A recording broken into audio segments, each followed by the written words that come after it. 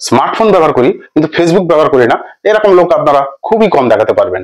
Facebook তো আমরা কম বেশি সকলে ব্যবহার করি, কিন্তু ফেসবুকে যখন আমরা ফলো করি কাউকে, তখন কিন্তু নোটিফিকেশনের মাধ্যমে আমরা বুঝতে পারি যে আমাকে এই ব্যক্তিটা ফলো করেছে। তো আপনাকে কোনো ব্যক্তি যদি আনফলো করে দেয়, তার নোটিফিকেশন কিন্তু আপনি পাবেন না বা পান না, আমরা এখনো পর্যন্ত কেউ পাইনি। তাহলে আপনি খুব সহজ মাধ্যমে, তাহলে আপনি সহজে কি করে বুঝবেন যে আপনারা, তাহলে আপনি সহজে কিভাবে বুঝবেন যে আপনাকে এখন পর্যন্ত কে কে আনফলো করেছে, কোন কোন মহান ব্যক্তি আপনাকে আনফলো করে রেখেছে, সেটা কিন্তু এখন থেকে আপনারা খুব সহজে চেক করতে পারবেন। এছাড়াও আপনাদের সামনে আরেকটা চমক থাকছে।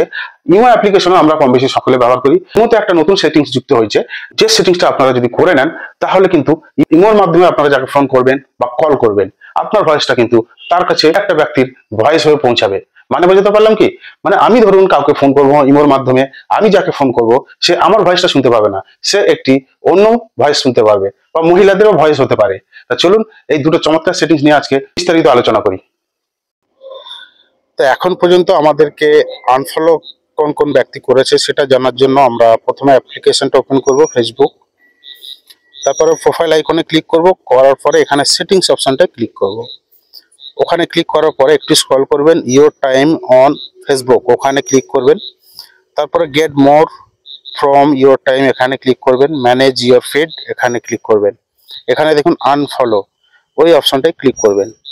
এখানে যে মহান ব্যক্তিগুলোকে দেখছেন, এই মহান ব্যক্তিগুলো আমাদের আনফলো করেছে। ধন্যবাদ।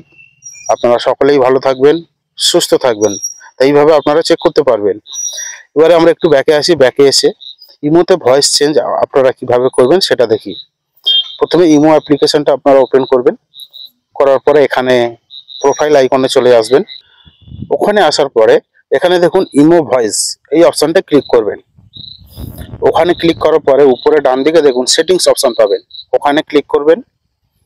তারপরে এখানে দেখুন জেন্ডার বলে একটা অপশন আছে, ওই অপশনে ক্লিক করবেন। এখানে দেখুন যদি আপনারা ফিমেল সেট করেন, তাহলে আপনি যাকে ফোন করবেন সে আপনার ভয়েসটা ফিমেলের ভয়েসে শুনতে পাবে। যদি মেল করেন তাহলে আপনার ভয়েসটা সে একটা ভদ্রলোকের ভয়েস শুনতে পাবে। আর যদি আধার করেন তাহলে যে কোনো একটি ভয়েস ওর কাছে গিয়ে পৌঁছাবে।